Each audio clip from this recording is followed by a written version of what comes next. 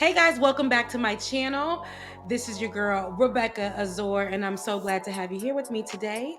And I know that it's been a while since we sat here and had our dose of shades of good news, but with good reason. We had a couple of things to address when it came to my fellow Haitian people in America.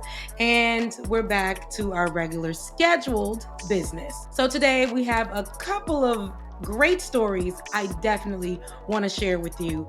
But before we get to that, I want to give a belated happy birthday to my mom and dad. I was out of town visiting them earlier this month, and they both had the same birthday, and I got a chance to celebrate with them, which has been a little bit difficult to do over the past few years, but I'm glad that I was able to celebrate with my mom and my dad. So shouts out to my Haitian parents, mommy and daddy. Now, prepare to get your dose of good news.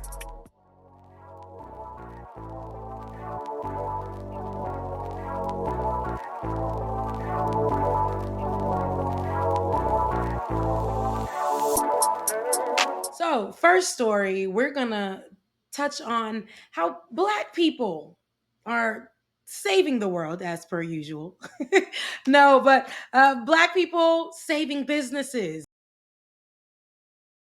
Red Lobster has been in the news recently this year for a couple of things, announcing that they were shutting down many locations because they filed bankruptcy. So a lot of people were seeing the demise of Red Lobster, going in to eat, nobody being in the restaurant, nobody eating them cheddar biscuits. But Red Lobster was doing pretty bad. Even Flavor Flav got involved, saying that he wanted to save the business, taking the social media and even offering up to just pay for a lot of food just to see how he can help bring Red Lobster from going bankrupt, disappearing. Like a lot of our favorite businesses that we've seen just slip away. Red Lobster's new CEO, Damola Ademolekun, helped bring the business out of bankruptcy. Ademolekun is a former chief executive of PF Chang's. So he isn't new to this, he's true to this. And he was actually appointed to head Red Lobster Investor Holdings, the newly formed entity that acquired Red Lobster. But he's since saved the Now restaurant. approving Red Lobster's plan to exit Chapter 11 bankruptcy protection. This is part of the restructuring plan. A group of investors are going to be acquiring the restaurant chain by the end of the month. Now, after the acquisition closes, the investors will replace the current CEO with a former CEO of P.F. Chang's. Red Lobster currently operates 544 restaurants across the U.S. and Canada. And I like Red Lobster. Ademolekun's long-term investment plan included more than $60 million for funding for the restaurant. Red Lobster has a tremendous future ahead. Black man, black man. Black man, black man. Hey. I mean, I like me a black man that can fix things. I love a black man to come in and just take over and black man, black man.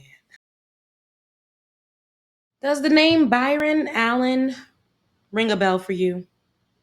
Because it didn't for me. I didn't know who Byron Allen was, but apparently most people know him as a comedian. Design grocery baskets where you have the seat for the little baby over the food. And the produce man has lost his mind. He's watering the fruit like it's gonna grow some more. Byron Allen is actually the reason why the Weather Channel is Black owned after he acquired it in 2018. It's the first time an African American has owned a mainstream cable network. It was the #1 cable network last weekend. And so when you think about what's owned by the big corporations, News Corp owns Fox News, Comcast owns MSNBC, and I own the Weather Channel. Right. So that was sending a message to all those kids out there. I want you to see yourself where you're global. Allen is a successful entrepreneur, and he's also the CEO and owner of Entertainment Studios, Inc., one of the largest independent producers and distributors of film and television. But now he's the owner of 27 TV stations and cable networks, Black owned because of Byron Allen. 2016, Allen also purchased thegrio.com, video-centric platform that is dedicated to African American news. When y'all watch the Weather Channel, y'all can say, that's Black owned. That's Black owned. That's Black owned. Teresa Johnson, who we know as Reesa Teesa, bought her first home without needing any assistance from anyone. When she shared her story with us about who she married and divorced, and has since divorced, but who the F did I marry? Y'all remember the series? On her birthday, she decided on her way to work to share her story as a form of release so that she can move on with her life. We all know why you're here. You're here for part of the new series that I'm calling Who the Fuck Did I Marry?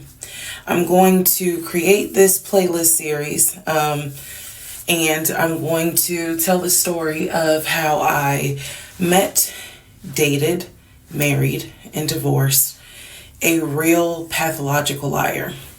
But she didn't know that the world was going to be listening and watching. Literally, the world listened and watched Reesa Teesa, Teresa Johnson's story. And we laughed, we cried, we could relate to it. And this man that she was married to, that she discussed, he was a manipulative person. He was a narcissist. He lied. And he told her that she would never be able to get things like the house, the car, all the things that he promised her and lied about. But Reesa Teesa can celebrate today because of her sharing her story as a form of release and getting the opportunity to use her voice. She finally purchased her own home and didn't need anybody else to do it. Hey cousins, best friends, everybody in between. It's your girl Reesa. So I did something kind of big today. When I grow up, I'm gonna buy me a make love in the stay up late in this. Don't give I officially became a homeowner. Not only did I buy my first house, but guess who I bought my house with? Amber! In front of everybody, thank you so much. Ever since our phone call on that fateful day when I was at the Quick Trip on Riverdale Road, and you told me, if you want to do it by yourself, I will represent you. Here we are. And you have been there every step of the way. It's unbelievable. I know. You did it. And I you did did it. it all by yourself. I was my own proof of funds. No, she had the proof of funds. I made sure. She And did. she didn't need a man to do it. She did it all by herself. Along with her purchasing her first home, Reesa Teesa has another win, a film adaptation about her story, Who the F Did I Marry? That goes to show you sometimes just releasing, sometimes just letting it out. To let it go is the key to your freedom. Maybe a couple of y'all need to tell y'all stories, y'all testimonies. And maybe some of y'all don't. But shouts out to Reesa Teesa. I like to think of myself as somebody who likes to take care of herself, especially me now being over 30. I take exercise as something serious. Now, I do it for me, my pace, how I feel like it. So I hope that I can be healthy when I get older. Just like Nora Langan, over 80, who's breaking world records as a powerlifter. Some young boys came in when I was training, and they couldn't believe what I was doing, and they got up and they left. They said, "Hey, no way, I'm gonna compete with a grandma." My name is Nora Langan, and I'm a professional powerlifter at 81 years old. I never played sports. I've always been a realtor, and going up and down the stairs, it was tiring. My strength was going down to nothing. So I said, I need strength because I'm not going to go out like that. Squat. I had a birthday party. That's when I met Mr. Art Little. He's been my trainer for the last 16 years. I did not think she was going to be in powerlifting. I thought she was just going to come and get some exercise and lose some weight. The first time she couldn't squat, so I had to do it on a broomstick. I was aching from the top of my head to the soles of my feet. And I decided I'm not going back. You right? And I heard a little voice. I guess it was spiritual. And the voice says, go back. And she gravitated to it like a fish to water. So we went out to the first state meet, and I said, all these young girls, there's no way I'm gonna win. We put down what our starting weights are gonna be, and I heard on loudspeaker, with Nora Langan's coach, please come to the table. I run there, I said, yeah, I'm her coach, what's the problem? Well, her number is kind of high for a woman her age. He said, no, it's not a mistake. Just watch her.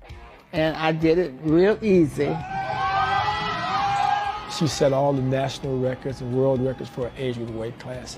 She broke the squat, bench, deadlift, and total records for her age, her first meet.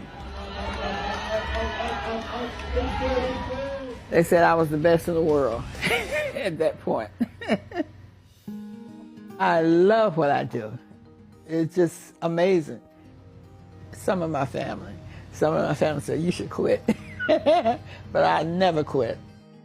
You heard it all your life. When you retire, sit down, do nothing, watch TV. That's the worst thing you could do. If you don't want to power lift, fine, walk. If you like to roller skate, do something.